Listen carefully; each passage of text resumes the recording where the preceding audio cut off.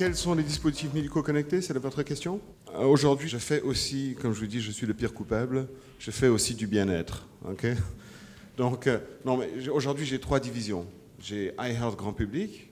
Ça, c'est tout ce qui touche le grand public. Donc, c'est les balances, les trackers, mais aussi les glucomètres, les tensiomètres, les oxymètres de pouls, tout ce qui est le petit diagnostic médical de tous les jours.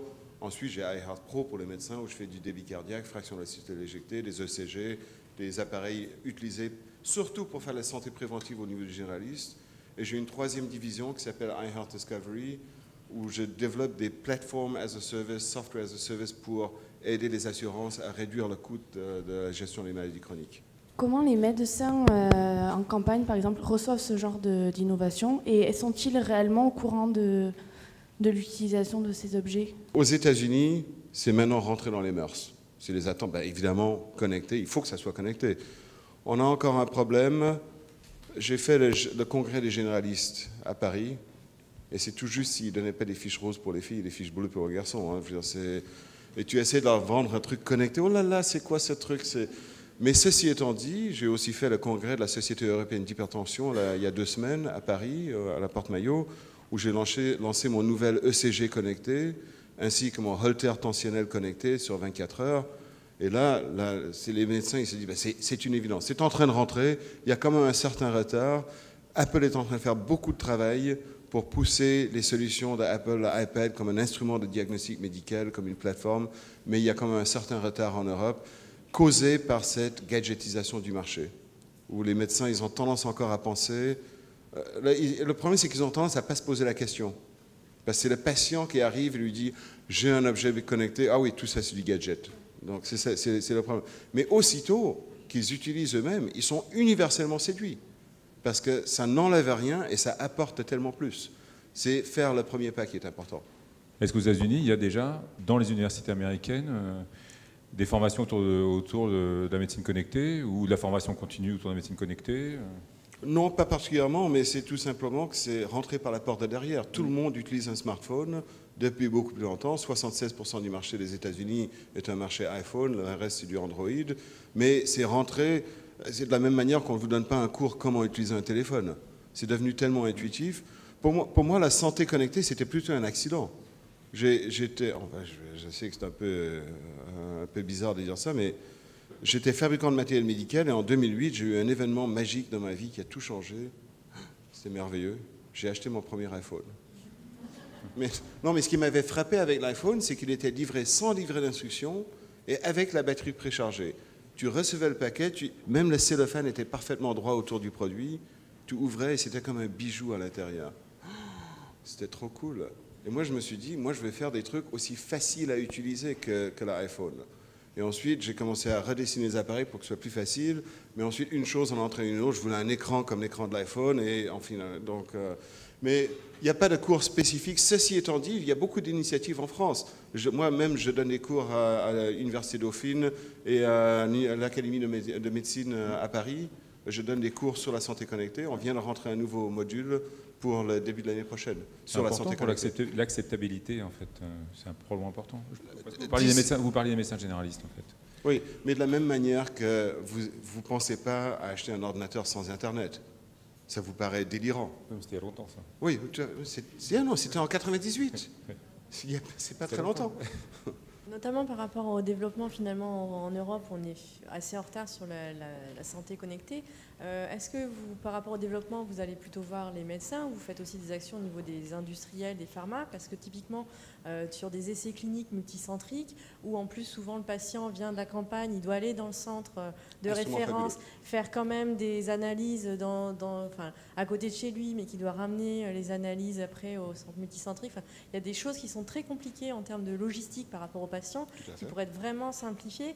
Mais c'est vrai que du coup, est-ce que faut rentrer au niveau des mœurs, au niveau des médecins? Je pense que c'est important. Mais est-ce que ça ne peut pas aussi être développé finalement par la pharma qui cherche à faire son essai clinique et peut tout à fait faciliter à la fois la vie du patient et...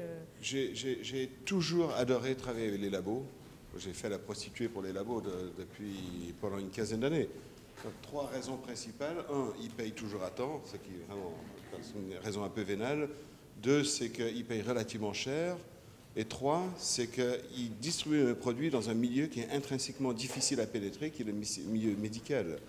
Donc je fais énormément d'études, surtout sur la santé connectée aujourd'hui, avec presque tous les laboratoires, sans exception, parce que la santé connectée, s'il y a une chose que ça donne, qui est très importante, c'est que ça donne une parité des résultats, que tout le monde utilise le même matériel, c'est le résultat en temps réel, il n'y a pas de mensonge.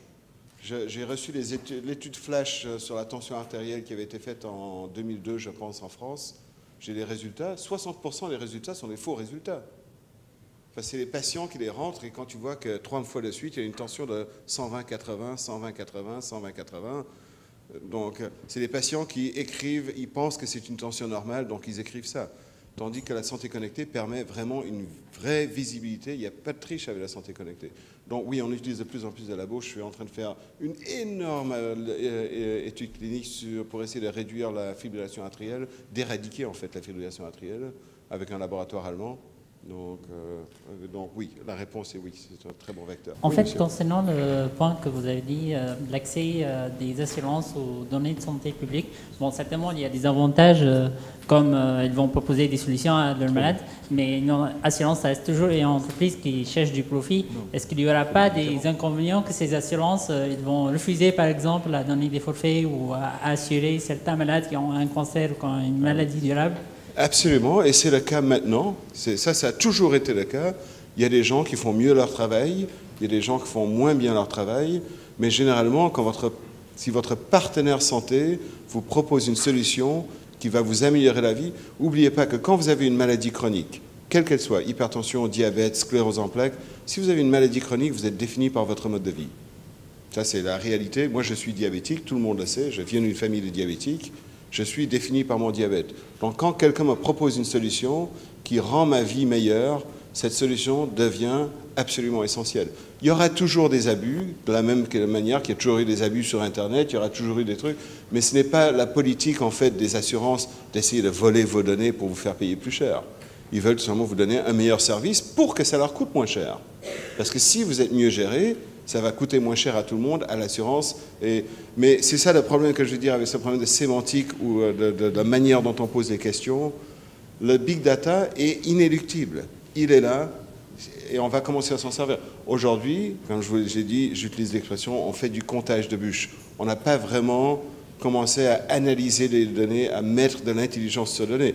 Même principe, si vous allez sur Google et vous tapez sur la barre de recherche « images d'animaux sauf vaches », tout ce que vous allez avoir, c'est des images de vaches. Parce que Google ne fait pas d'analyse sémantique sur ce que vous cherchez vraiment. Mais au moins, les données, quand elles sont collectées par l'assurance ou d'une manière anonyme, vont permettre aux assurances de vous offrir un meilleur service. Et ce sera toujours vous, le patient, qui choisirez si vous voulez partager vos données aux assurances en échange de ce programme. Mais il y aura toujours des hackers, il y aura toujours mais quelle que soit la sécurité du cloud, comme je dis, aujourd'hui, je suis hébergeur de données de santé agréées, j'ai 2 serveurs entourés sous terre, un à Monceau-les-Mines et l'autre, je ne sais même pas où, des trucs, des trous perdus. On est obligé pour des raisons de sécurité. Mais quel que soit le niveau de sécurité, même si un cloud est non sécurisé, il est beaucoup plus sécurisé que si votre résultat est écrit sur un morceau de papier dans le trolley de l'hôpital. Donc ça, c'est la réalité, et que la santé connectée est beaucoup plus sécurisée que ce que vous avez actuellement, que ce que vous utilisez actuellement. Merci beaucoup. Moi, je vous remercie.